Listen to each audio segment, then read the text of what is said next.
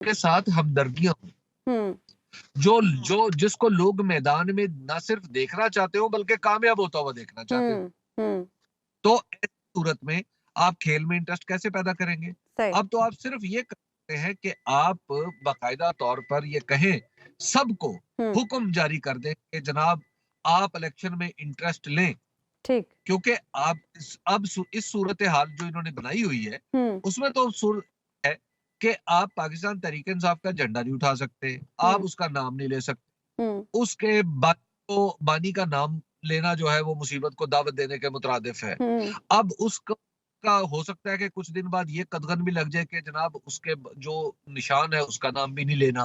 अच्छा, पाकिस्तान की तारीख में पहली बार, दुनिया की जमहूरी तारीख में पहली बार सर्वेस पर पाबंदी लगी और इसको कहा जा रहा है कि इलेक्शन के उसूलों के खिलाफ है। मतलब आप अच्छा अमीर साहब, अभी चूंकि हमने सियासी माहौल की बात कर रहे हैं, मुस्लिम लीग नून में क्या चल रहा है इस वक्त? नून लीग क्या कर रही है? जुबैर साहब को अभी हमने कुछ दिन पहले सुना, वो भी कुछ ऐसी बातें कर रहे थे। इससे लगता है कि जैसे पार्टी के अंदर थोड़ी सी कोई रिफ्ट आ रही है, कोई तोड़फोड़ हो रही है। साहिबा, मैं आपकी सादगी की तो दाद दूंगा, ठीक है। उसकी वजह यह है कि पाकिस्तान मुस्लिम लीग नून को क्या परेशानी है? कोई उसमें आए, कोई उसमें जाए, अच्छा, ठीक है। ये इसमें भाई उसके लिए क्या परेशानी है? सही। हुकूमत जो है उसका मैं तो सिर्फ समझता हूं कि ये एक बीच के तकल्लुफात है। अच्छा। जो पाकिस्तान तहरीक के लोगों ने अपनी परसवियरेंस की वजह से या अपनी जिद की वजह से डाले हुए हैं, वरना ये सारी रुकावटें दूर कर दें जनाब नवाज शरीफ साहब की उनके रास्ते में से। अच्छा। उनके पांव के तले ये कौम अपनी हथेलियां रखे और अपने सरों का तामीर करे, सीढ़ियां बना दे जिस पर चलते हुए उस्मा की गद्दी पर तशरीफ ले जाए। अच्छा भाई, आप बात तो ये है ना कि एक सियासी, इसमें क्या प्रॉब्लम है भाई? उसमें उनको क्या प्रॉब्लम है? कोई उसमें आ रहा है, उसमें कोई जा रहा है। मैं आपको बता दूं कि इस वक्त जो माहौल है ना उसमें पीएमएलएन का उम्मीदवार ना भी हो तो पीएमएलएन जीतेगी। अच्छा अच्छा, पीपल्स पार्टी कहाँ स्टैंड कर रही है? जरदारी साहब और बिलावल क्यों लाहौर में मौजूद हैं? वो क्या कर रहे हैं यहाँ पे? वो उनकी मौजूदगी इसलिए है कि पीएमएलएन की इम्कानी बल्कि यकीनी फतह को एक जरा आप उसमें मोहरे तस्दीक सब्त कर सके। अच्छा, उसकी वजह ये कि आप एक दूसरे, देखिए क्रिकेट ये बिल्कुल ऐसे ही है कि वर्ल्ड कप में पाकिस्तान को भी निकाल दें, इंडिया को भी निकाल दें, ऑस्ट्रेलिया को भी निकाल दें, इंग्लैंड को भी निकाल दें, बांग्लादेश और अफगानिस्तान जी हम देखें वर्ल्ड कप खेल रहे हैं, ठीक है ना। तो वैसे अफगानिस्तान की टीम को अंडर एस्टिमेट नहीं किया जा सकता हबीब साहब, अच्छा खेलती है, किसी को भी अंडर।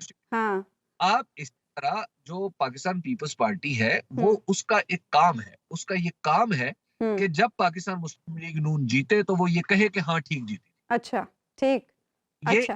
गवाह की है। मौलाना साहब को क्या हबीब साहब अब तक उन्हें मसला है? अब तक वो कह रहे हैं हालात साजगार नहीं है। क्या ऐसी चीज है जो उन्हें परेशान कर रही है इलेक्शंस के हवाले से? मैं एक बात तो पूरे यकीन से कह सकता हूं इलेक्शन कमीशन से जान और इज्जत की अमान पाते हुए, अच्छा, कि मौलाना फजल रहमान के लिए वाकई मुश्किलात है। अच्छा, बिल्कुल मुश्किल है।